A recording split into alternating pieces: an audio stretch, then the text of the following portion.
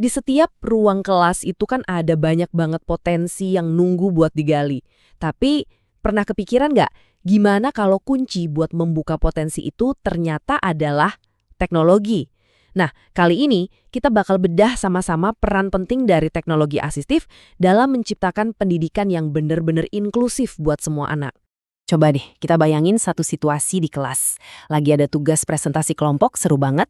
Tapi ada satu murid yang pinter banget, idenya banyak.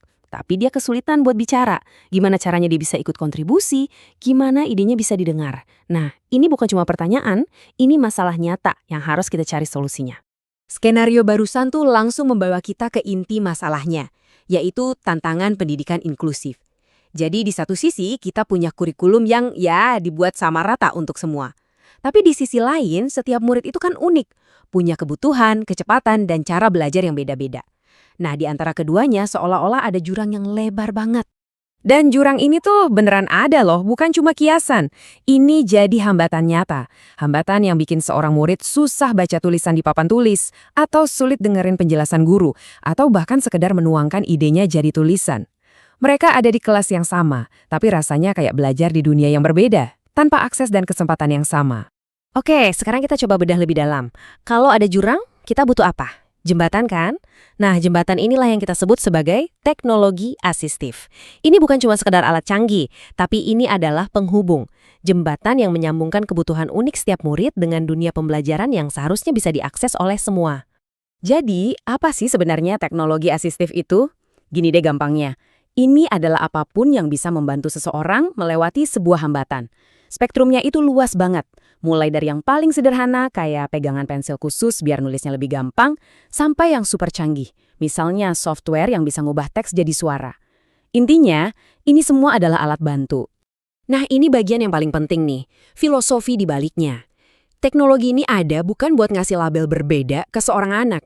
Tujuannya justru kebalikannya, untuk menyetarakan, untuk meruntuhkan dinding-dinding penghalang supaya setiap murid bisa berdiri di garis start yang sama. Terus, gimana rasanya kalau jembatan itu udah berhasil dibangun? Apa sih yang berubah di dalam kelas? Dampaknya, ternyata jauh lebih besar dari yang mungkin kita kira. Jembatan ini dibangun untuk mengatasi berbagai macam rintangan. Ada rintangan fisik, misalnya sulit memegang pulpen. Rintangan sensori, seperti sulit melihat atau mendengar. Rintangan kognitif, untuk bantu fokus dan mencerna informasi. Sampai, itu tadi, rintangan komunikasi seperti murid di cerita awal kita. Kalau dari sisi akademik, perubahannya luar biasa. Murid yang tadinya cuma bisa diam, sekarang bisa ikut ngobrol lewat perangkatnya. Yang kesulitan baca, sekarang bisa mendengarkan bukunya. Mereka bukan lagi penonton pasif di kelas, mereka sekarang jadi pemain utama di proses belajar mereka sendiri. Tapi ini bukan cuma soal nilai di rapor loh. Dampak yang paling dalam itu justru ada di sisi sosial dan psikologisnya. Coba bayangin, seorang anak akhirnya bisa ikut ketawa bareng teman kelompoknya.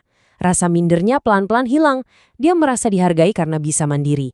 Dan yang paling mahal, kepercayaan dirinya tumbuh. Keyakinan bahwa, hey, aku juga bisa.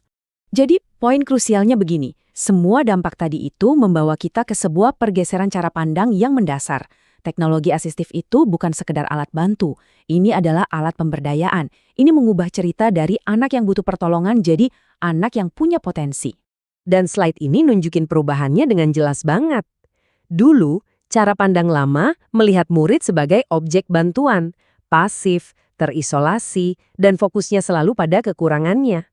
Sekarang, paradigma baru melihat mereka sebagai subjek pembelajaran, aktif, jadi bagian dari tim, dan fokus kita adalah pada potensi mereka yang tanpa batas. Oke, teknologinya ada, jembatannya udah siap dibangun. Tapi, emang cukup gitu aja? Apa sebuah jembatan bisa berdiri kokoh tanpa pilar-pilar penyangga? Tentu enggak kan? Teknologi secanggih apapun bakal jadi percuma kalau nggak ada ekosistem yang mendukungnya. Dan ternyata ada 3 pilar utama yang menopang jembatan ini. Pertama, pastinya para guru yang siap dan terlatih. Merekalah arsiteknya di lapangan. Kedua, dukungan dari institusi, dari sekolah yang menyediakan fasilitas dan budaya yang mendukung. Dan ketiga, kebijakan dari pemerintah yang berkelanjutan. Tanpa para pembangun jembatan ini, teknologi tadi cuma jadi pajangan. Jadi pada akhirnya, membangun jembatan ini bukan cuma soal teknologi, ini adalah cerminan komitmen kita pada kesetaraan. Komitmen untuk memastikan nggak ada satu anak pun yang tertinggal. Pertanyaannya sekarang bukan lagi apakah teknologinya ada, tapi sudah siapkah kita? Siapkah kita semua, guru, orang tua, masyarakat, untuk sama-sama jadi pembangun jembatan ini, supaya setiap anak, tanpa terkecuali, punya jalan untuk meraih masa depannya?